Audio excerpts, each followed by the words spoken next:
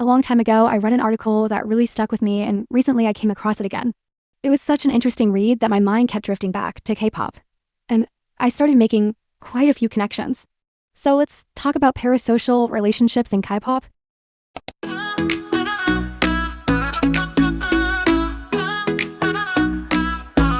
Before we dive in, I want to mention that I've linked the articles I used in the description if you're interested in reading them for yourself.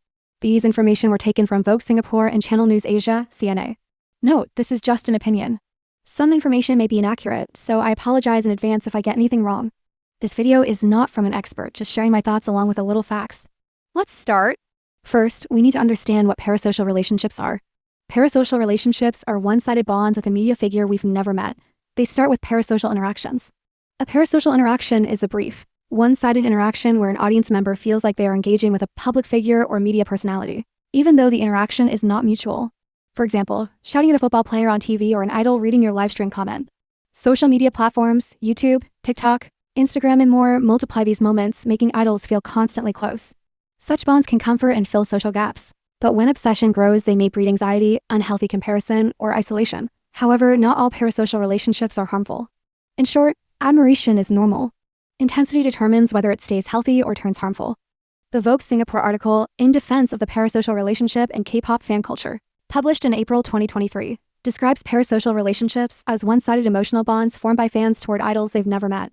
The article says K-pop companies engineer intimacy via live streams, vlogs, and fan events, creating an always-on illusion. Concert, ticket wars, pastel dress codes, and synchronized light sticks deepen devotion and make the exchange feel mutual. Fans gain belonging, motivation, and validation. But exclusivity and FOMO, fear of missing out, can push some toward obsessive behavior. The article concludes that K-pop excels at parasocial engagement, powerful when balanced, risky when pressure and scarcity tip it into unhealthy territory. Okay, so I have a lot to say. Honestly, I wasn't sure how to start or how to approach this topic, but let's begin. Parasocial relationships in K-pop are honestly really complicated to cover. Yeah, fans do create a lot of them, but I personally feel like K-pop companies play a part too, maybe like 20 to 30% of the time. They're the ones starting it. The Vogue Singapore article actually defended K-pop fan culture well, so I won't go into that. Instead, I want to talk about the downsides. Let's start with the more everyday behaviors people don't always notice. And just to be clear, most of this information from now on is from ChatGPT's web search tool. I'm just adding my own opinions here and there. Normalized parasocial interactions. Watching live streams and following every update. Watching live streams and tracking every single update about your favorites feels nice and normal. Yet, it turns odd the moment you believe they're replying to you personally. If you are on an Instagram Live or Weverse Live, do not assume the idol is speaking directly to you. That sensation is exactly what makes the interaction parasocial. ChatGPT even insists that obsessively following every update, thinking too much about each post, also counts as a parasocial relationship. Reading or writing fanfiction, in my view, reading or writing fanfiction is not automatically harmful. Go ahead if you enjoy it. My concern starts when people use real idols' names in elaborate fantasies, like the Mafia Jungkook times Y in which story in which Jungkook appears as a blind mafia boss. I am not criticizing the genre itself, plenty of mafia romances exist, but I find it unsettling when actual celebrities are cast as main characters and romanticized, or bizarre plots. It is different if their names appear only as brief references or playful mentions, yet making them the core of a narrative feels demeaning. Using anime or movie characters is fine because those are not real people, but writing detailed fantasies about real K-pop idols seems dull and unhealthy to me. Listening to music, making edits, and running fan accounts, ChatGPT labels listening to an idol's music for emotional support, creating edits or art, and running fan accounts as everyday parasocial examples. Personally, I do not think they are bad as long as they do not cause you to neglect other parts of life. If these creative outlets remain hobbies, they are okay personally. Talking to idols in comment sections, commenting on posts, writing letters, or leaving messages is common. Everyone does it and it generally stays harmless. In my opinion, as long as your comments do not sound obsessive, talking to idols in the comment section is perfectly fine. Imagining personal scenarios, almost everyone daydreams about meeting a bias, befriending a favorite group, or sharing a fun scenario. That is normal, and I personally will not judge anyone for it. As long as these scenarios are not weird or romantic, buying merchandise to feel closer, buying merch is another everyday example. Yet it becomes troubling when the spending grows excessive. Not everyone can afford albums, photo cards, or concert light sticks. Sometimes people steal family money to fund massive collections, and that is clearly wrong. I, for instance, only have very few photo cards, and a friend once folded me an origami Blackpink light stick because she could not buy the real one. That handmade gift touched me far more than owning the expensive product would have. So, buying merch is fine if you do not overspend. Celebrating idols' birthdays. Wishing your favorite celebrity happy birthday online is harmless, but buying a cake and celebrating as if they were your real-life friend feels excessive. As a blank, I rarely remember Blackpink's birthdays until other fans post about them. I did not personally memorize those dates. Posting an edit is okay, yet throwing a party crosses into weird territory though. Again, ChatGPT still calls it an everyday parasocial habit. Feeling personally affected by idols' life events, strong emotions over comebacks. Dating rumors or scandals are common, but people need limits. Dating scandals, for example, should not matter. Idols do not know us, and they can date whomever they like. When Lisa and Frederick Arnault rumors surfaced, I felt tired of the endless speculation. Whether they are dating is seriously none of my business. The same goes for the constant Jennie and V rumors that have dragged on for years, with Jennie unfairly hated far more than V fans should leave them alone. Still, as a blank, I do feel frustrated by YG Entertainment's handling of Blackpink, so intense feelings about comebacks can be understandable, even if they remain another everyday parasocial response.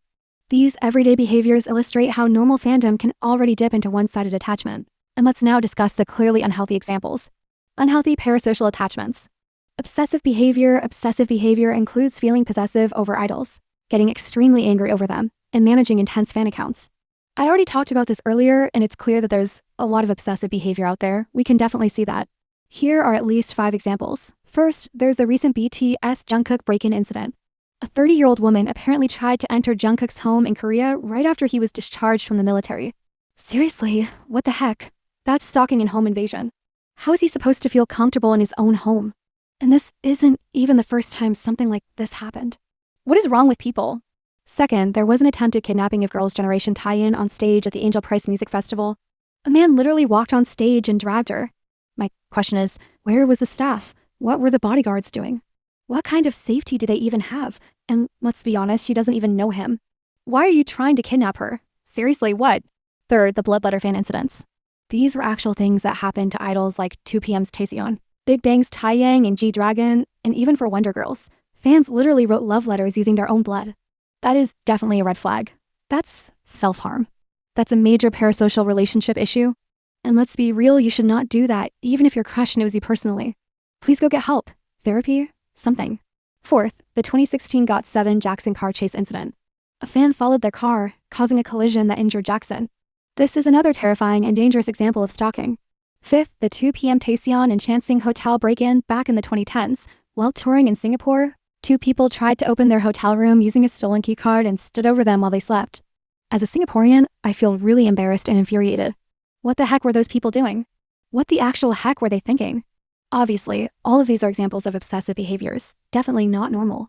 Delusion or fantasy attachment, this type of parasocial behavior connects to obsessive behavior. If you actually believe you're in a relationship with an idol, that's just completely delulu. That's probably what the woman who broke into Jungkook's house was thinking, which is terrifying. Also, reading or writing fanfiction as an escape is not bad on its own.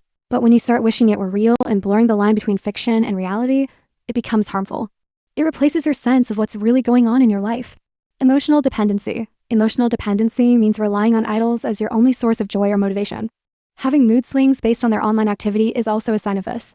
It's concerning because, let's be real, idols should only be a small part of your life. They should not be taking over your whole life. That's not good, buddy. Stalking and invasion of privacy. I already gave you major examples of stalking and invasion of privacy. There are other examples from airport mobs to sharing idols' personal information. I don't even have to explain it again.